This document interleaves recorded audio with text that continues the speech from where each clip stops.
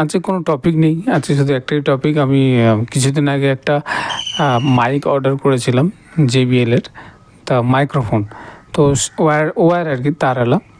তো আমি সেটা সাউন্ড চেক করার জন্য আজকে ভিডিওটা বানাচ্ছি, কেমন সাউন্ড হচ্ছে সেটা দেখার জন্য।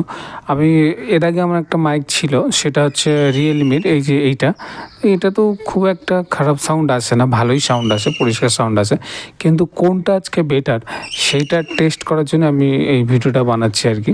আমি এটাতে কথা বলবো, বলে নিয়ে তারপর আমি ওটাতে কথা বলবো, দুটোতেই কথা বলবো না, একটা ভিডিওতেই করব, দেখা যাবে যে কোনটার সাউন্ড ক্লিয়ার আসছে।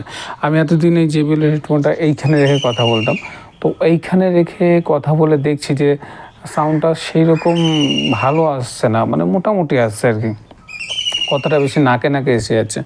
তো আমি এখন এই মুখের এইখানে নিয়ে কথা বলে দেখছি যে সাউন্ডটা কেমন আসে, পরিষ্কার আসে না সেই একই রকম আগের মতনই আসে। তো যাই হোক, আমার এটা টেস্ট হয়ে গেল। এবার আমি রিয়েলমির যে আমার ইয়ারফোনটা আছে না, সেইটা টেস্ট করবো, দেখা যাক কেমন আসে। এবার যেটা শুনতে পাচ্ছ সেটা হচ্ছে রিয়েলমির হেডফোন।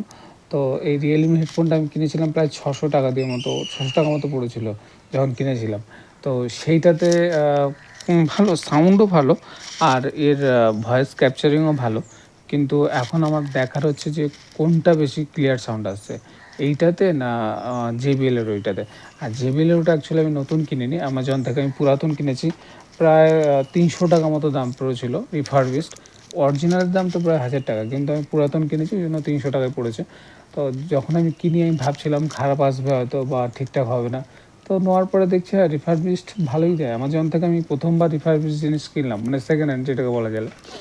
তো কিনে দেখলাম যে না, ভালোই দেয়, কেনা যেতে পারে। আর আমি রিস্কটা নিয়েছিলাম কারণ 300 টাকা, তো ওই জন্য আর কি সেকেন্ড হ্যান্ড কিনে দেখছিলাম যে কেমন হয়। তো আমি এবার থেকে অ্যামাজন থেকে রিফারবিশড প্রোডাক্ট কিনবো।